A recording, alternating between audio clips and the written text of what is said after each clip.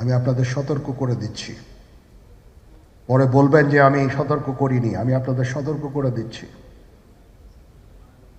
আপনারা যদি নিজেদের মধ্যে ভেদাভেদ ভুলে একসাথে কাজ না করতে পারেন, নিজেরা যদি কাদা ছোড়াছুড়ি করেন, মারামারি কাটাকাটি করেন, এই দেশ এবং জাতির স্বাধীনতা সার্বভৌমত্ব বিপন্ন হবে। আমি আজকে বলে দিলাম, নাইলে আপনারা বলবেন যে আমি আপনাদের সতর্ক করিনি। আমি সতর্ক করে দিচ্ছি আপনাদের।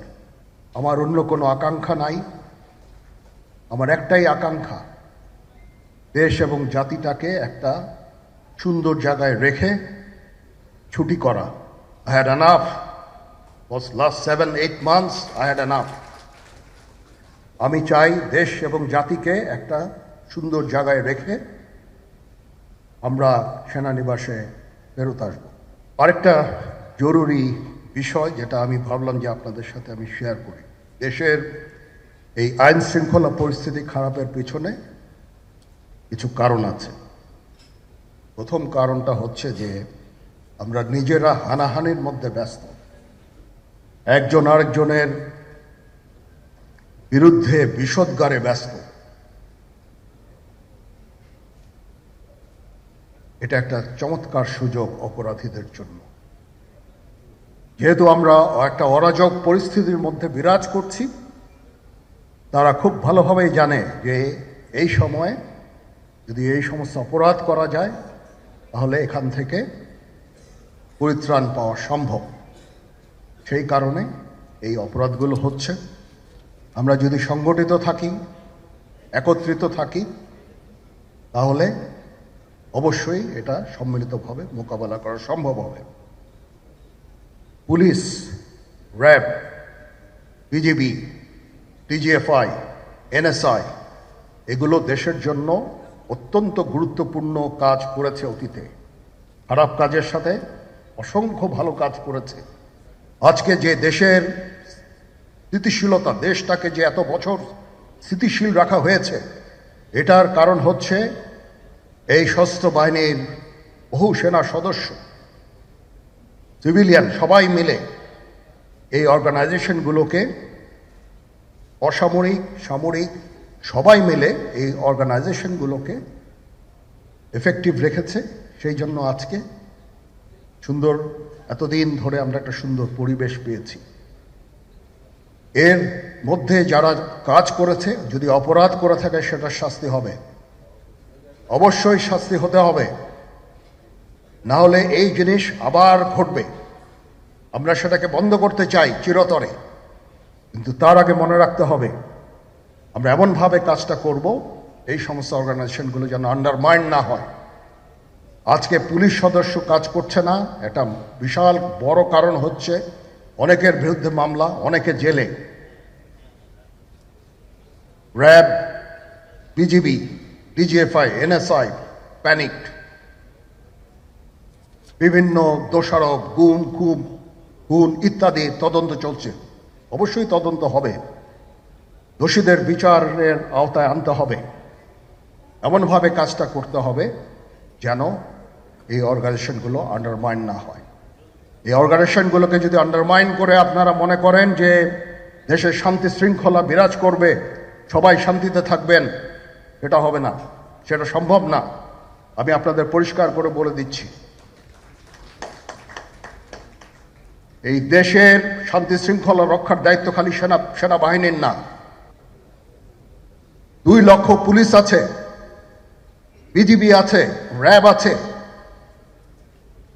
আনসার ভিডিপি আছে, আমার আছে হচ্ছে 30,000 সৈন্য। এদেরকে আমি এই যে একটা বিরাট ভয়েড, আমি এই 30,000 সৈন্য দিয়ে আমি কিভাবে এটা পূরণ করব? 30,000 থাকে, আবার 30,000 চলে যায় ক্যান্টনমেন্টে, আরো 30,000 আসে।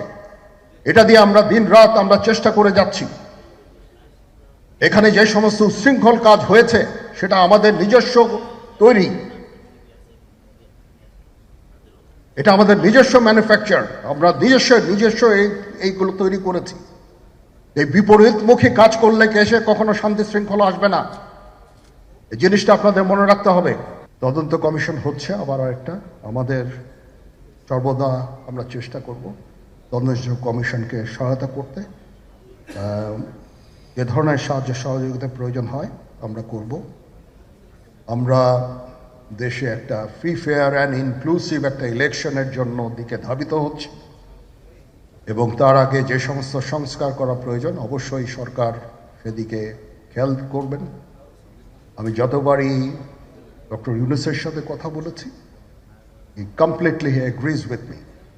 There should be free, fair and inclusive election, and that election should be within December or close to that. যেটা আমি এর প্রথমেই বলেছিলাম যে 18 মাসের মধ্যে একটা ইলেকশন।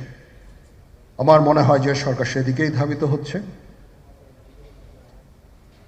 ডক্টর ইউনূস যথাসাধ্য চেষ্টা করে যাচ্ছেন এই দেশটাকে ইউনাইটেড রাখতে, কাজ করে যাচ্ছেন উনি। ওনাকে আমাদের সাহায্য করতে হবে, উনি যেন সফল হতে পারেন সেদিকে আমরা সবাই চেষ্টা করব। আমরা একসাথে ইনশাল্লাহ কাজ করে যাব।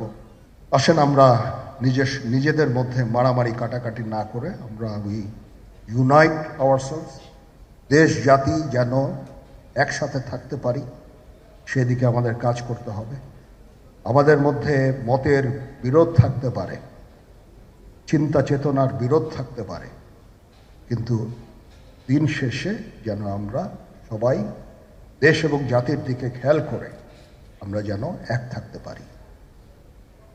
তাহলে এই দেশটা উন্নত হবে, এই দেশটা সঠিক পথে পরিচালিত হবে।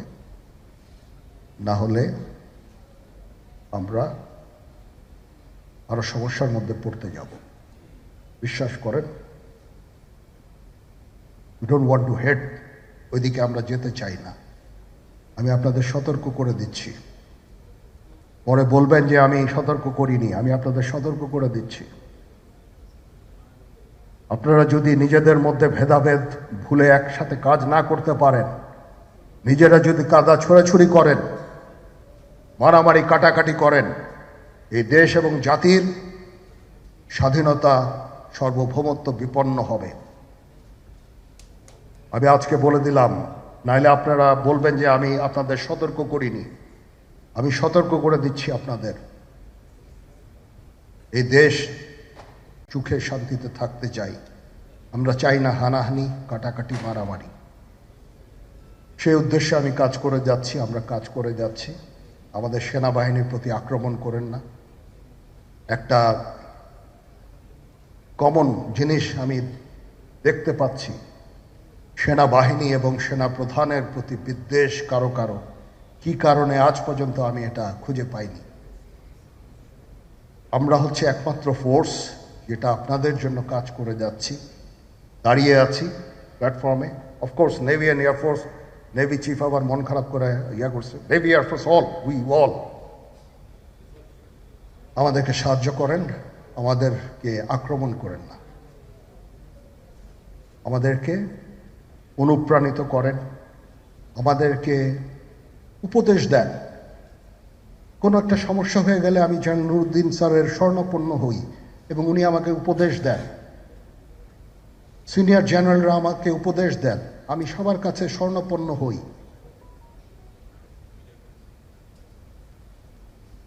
আমাদের প্রতি আক্রমণ করেন না, উপদেশ দেন। আমরা অবশ্যই ভালো উপদেশ গ্রহণ করব। আমরা একসাথে থাকতে চাই এবং দেশ এবং জাতিকে এগিয়ে নিয়ে যেতে চাই।